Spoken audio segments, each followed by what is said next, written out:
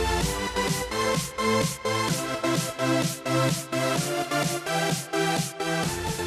morning. It's Tuesday, and I'm back from the gym. It wasn't such an insane idea to get up and go to the gym this morning. I got some good sleep. I was out. So I did 40 minutes on the bike, and I pushed for some good intensity. I didn't push super hard because I still feel kind of tired. I haven't got my rhythm back, but it was a good ride on the bike.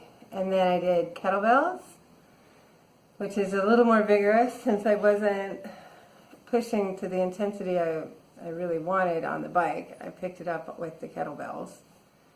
So I did kettlebells and forward crunches and leg lifts. And the kettlebells are great. They'll get your heart going no matter what, if you do them at all. So that was good. I did 40 reps of each. And they were broken up in different numbers of like in each set, like 5 of these, 7 of these, whatever, until I just wanted to stop. But in the end, it was 40 of it, each thing. And then a really good stretch, because last night I didn't end up stretching. I just did the bike, came back, took a shower, and had dinner.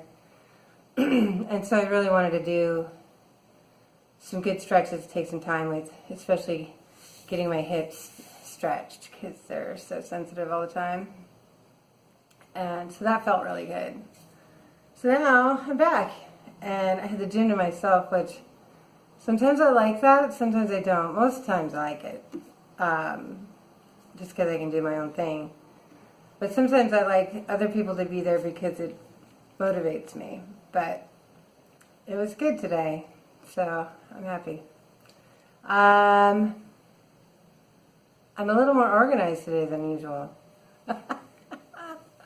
I'm going to go do green juice and small plates at lunch, and we're going to have salmon and broccoli for dinner.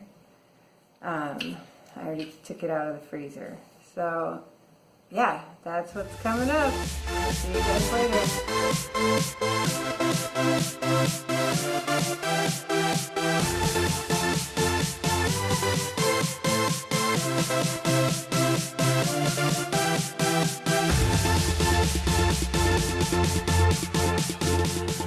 Hi, it is Tuesday after work, and I'm home, obviously. You saw what I had for breakfast and lunch. I had for breakfast the green juice. Went for a full-size green juice today because I wanted it, and because I didn't have anything other than oatmeal. My oatmeal was pretty straightforward, just oatmeal with berries and walnuts and some stevia. And no, I didn't do the sausage today, so that's good. No extras. And then for lunch I had, it was Taco Tuesday, but of course that's not tacos every time, it's just Mexican food. But today was enchiladas, and so I don't particularly care for buffet style enchiladas, and there's so much in there that I don't really trust that I'll have a good grasp of what I'm eating. Like, will I really even know what all I'm eating? And so I skipped it. I did a salad with spinach and field greens. It had all kinds of stuff. It had just a little bit of garbanzo beans and cucumbers and sliced baby sweet peppers, part of a hard-boiled egg, a little bit of goat cheese, some sliced roast beef, just three small slices of sliced roast beef, some pico de gallo from the Mexican bar, and some smashed avocado, and balsamic. And it was delicious. Balsamic has become my go-to for dressing. And so I just do balsamic by itself, drizzled. And it has so much flavor, it doesn't take much. And there's just like 7 calories. It's so small. And then if I drizzle it around and then mix it up, it's distributed just like salad dressing would be, without any of the downside. So that's been working pretty good. I've been doing that for a couple weeks. So yeah, I had salad, and that held me over pretty good. I was pretty hungry by like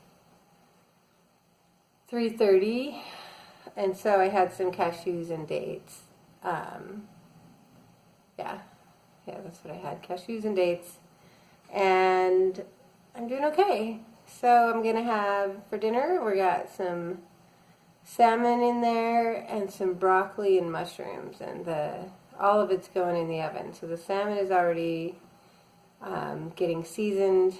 It's getting poached just with broth, no oil. And then the broccoli and mushrooms will get roasted in a cookie sheet. And that's it. That'll be dinner, easy. And so my calories are, because of the cashews and dates, I'm going to be over by like 32 calories. But I'm not worried about it. It's fine. I don't count the calories from my exercise in MyFitnessPal. I log the exercise so I can track what I'm doing and my progress. But I find for me that if I log the calories, I think I overindulge, and I don't think I need more than my calorie goal. And so I just log it as 1 calorie per exercise. Oh, Lervin gets rice. That's the rice cooker. So that, I think, has helped me to just keep my eye on the prize. I'm not completely obsessive about my calories. I've been logging a while, and I've done this before, and so I have a relative idea of what kind of foods I should eat: vegetables, proteins, and keep it limited on the outright carbs. So I skip the potatoes and bread and rice. I mean, it's pretty straightforward. It's not like I have to think about it too much. And then since I've been keeping my portions a little smaller, maintaining that calorie goal has been a bit easier. So yeah, if I blow it a little bit because I wanted some cashews, it's okay. If anybody's interested in how I'm doing it, that's how I'm doing it. Because I just don't do well if I log all those extra calories from exercise. Because honestly, I don't think that MyFitnessPal has any concept of how many calories I'm actually burning. How would it know? I think everybody is so different as far as their level of exertion, their body weight, their conditioning for resistance training. How on earth would any machine or algorithm know what I actually burned? So I'm just going to stick to logging food. So speaking of all of that logging, it came up in a podcast today, and I thought it was interesting that when you're working towards a goal, we all know that any goal that's worth doing, the process will be difficult. And we all acknowledge that logically, and looking at inspirational phrases on Pinterest and whatever we do to keep ourselves motivated. And then we all struggle with willpower. And the truth is, there's no such thing as willpower. You have to decide what you're going to do. And if you want to do it, you will continue. You will find ways to keep yourself with your eye on the ball. And I'm as guilty as anybody of saying this is too hard. I absolutely am, obviously, or I wouldn't be here. But the thing that they brought up in one of the podcasts was that you have to really get super involved in your process. It's not just about keeping your eye on the prize. It's also about really getting invested in the daily process, What's your daily process? Do you like it? Because you're going to need to like it. And do you have little micro accomplishments along the way? And not like milestones, because milestones are big, or it sounds like they're supposed to be big, but little tiny things that you can acknowledge all along the way. So like the other day I realized that I resisted eating really unhealthy food because I had an opportunity to hide it. That was that was tiny, but it was important. And I think acknowledging that for me helps. And seeing if I can incrementally build on all of these little micro accomplishments. Did I get up and go to the gym again? Yes, I did, and I'm proud of that. And did I log my food and make enough, get pretty close to my number? I did, and that's good. And so all those little tiny things that you do every day, it might feel like tedium, but if you're able to enjoy that process, then it will help propel you towards your goal. For me, I'm super data driven, and so logging my food and seeing those numbers helps me. Logging my weight in there and seeing the graph go sometimes up, sometimes down, helps me. And seeing, just stats, like how many days in a row have I exercised, that kind of stuff. All of that stuff helps motivate me, but different people are going to have different things that motivate them. For some people, whatever the goal is. So, for example, Lervin and I have obviously moved quite a lot. Big moves. I moved a couple times before I met him. So, from one state to another, I'm going to move from Portland to Juneau. I'm going to move from Juneau to Portland.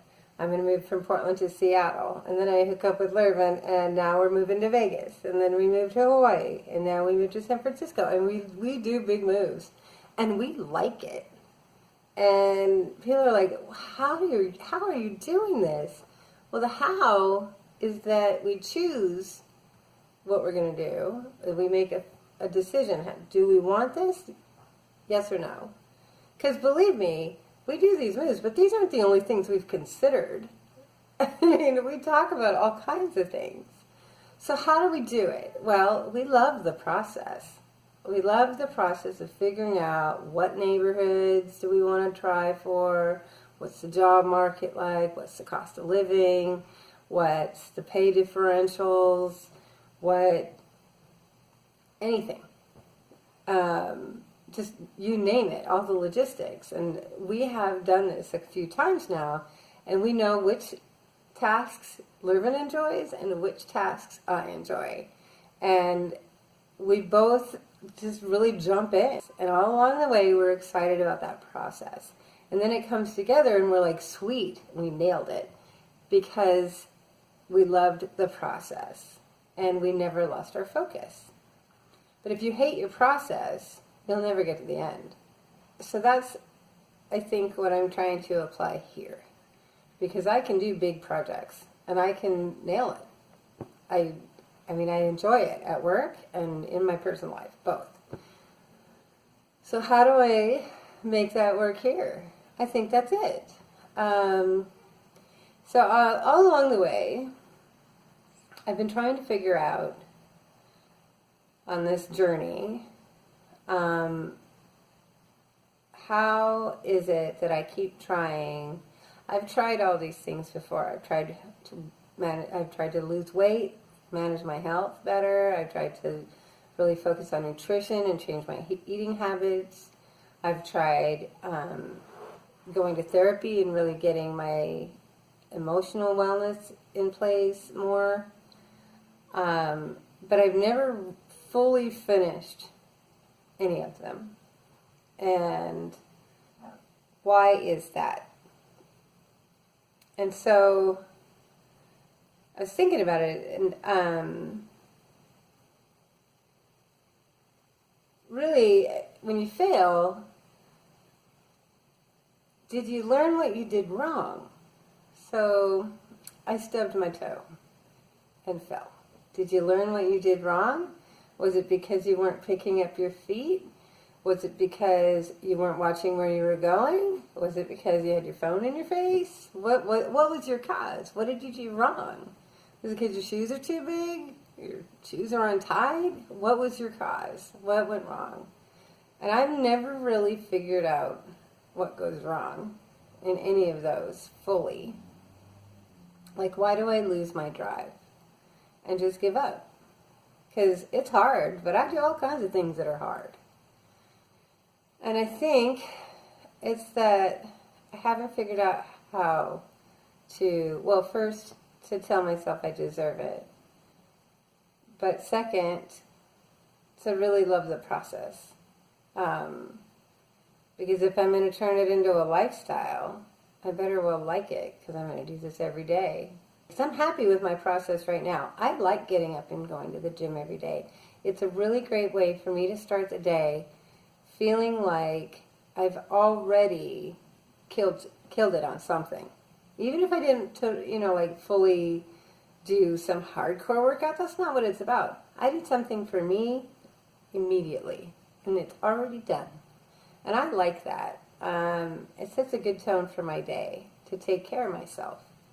And so that's a habit I really am hoping I can stick with. The longer I do it, the more I think I will. And so that's a great part of this process. I like the nutrition aspect. I've massively simplified what we eat. And it has taken out so much like stress and obsession over food out of my daily thinking. It's great. And I'm growing some food in the house to make it cheap and easy. All I gotta do is go over there and snip off some kale off the plant and make it for dinner.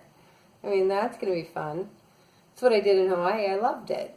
And so that nutrition aspect, I am enjoying that. I think there's probably room for more fun in that aspect. And then the emotional health, that's the hard one. That is the hard one. But that's why nobody likes to go to therapy, right? Because it's painful. It's difficult. But it also means it's probably the most important. So I have to figure out how to like that process too.